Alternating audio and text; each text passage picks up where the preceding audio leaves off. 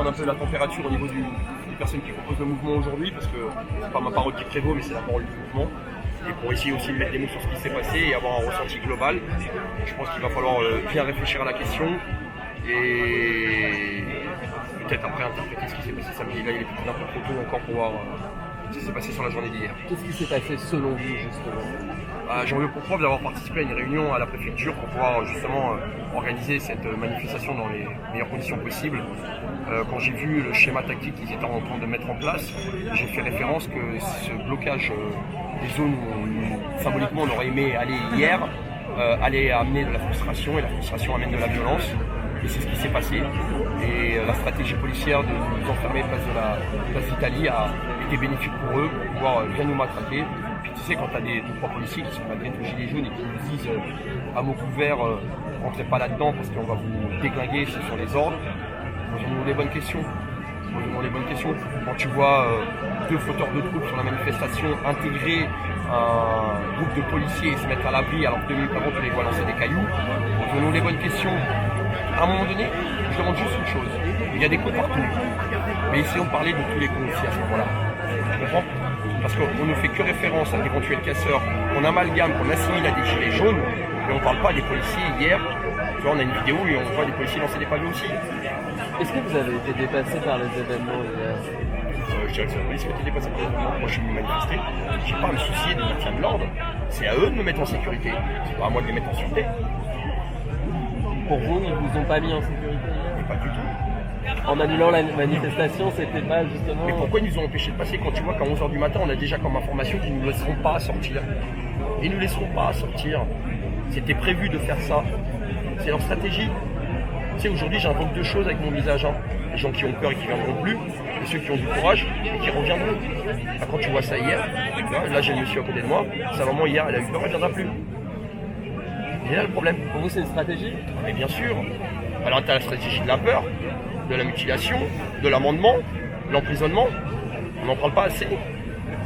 Il n'empêche qu'il y a quand même... Attends, tu viens manifester en France aujourd'hui, tu prends 3 mois de prison. Elle est là la France d'aujourd'hui. Elle est là la France de Macron. Macron écrit l'histoire de France en lettres de sang aujourd'hui, de par les mutilations. Il est mignon, monsieur Castaner, de nous traiter de barbares à 10h ce matin.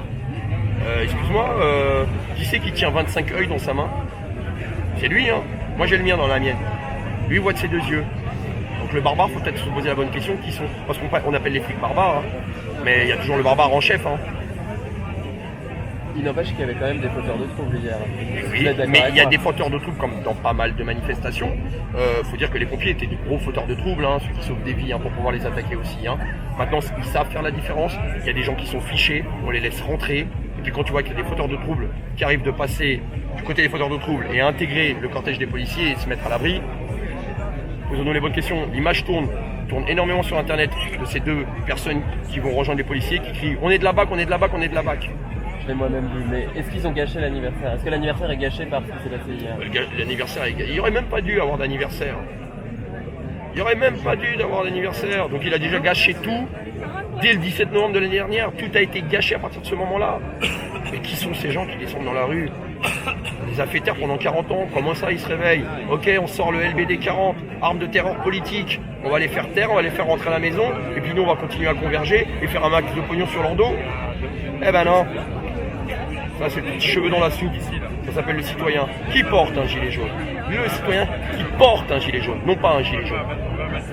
Vous en voulez aujourd'hui au gouvernement de ce qui s'est passé hier? Qu'est-ce que vous leur dites justement Oh, tu sais, la vengeance, c'est pas constructif. Pourquoi en vouloir? Mettons-les face à leurs responsabilités, mettons-les face à leur incompétence à gérer le maintien de l'ordre, qui se remettent eux aussi en cause. Et puis tu sais, hein, qui écrit les légendes? Les gens. Ils auraient pu faire de Macron une légende s'ils se seraient intéressés aux gens. Tu sais, je viens de le dire, hein, la chance est comme le Tour de France. Tu l'attends des heures et elle passe en quelques secondes. Donc il n'a pas su la saisir. Dommage. Merci à toi. Oh, c'est l'ami. Bravo. Merci Jérôme. Merci Jérôme. Merci Jérôme. Merci Tonton.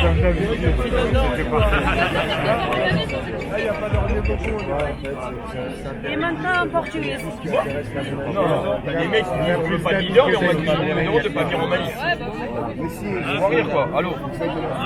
En fin de compte, c'est ceux qui ont le plus. Il avait les meilleurs. Un peu comme Macron.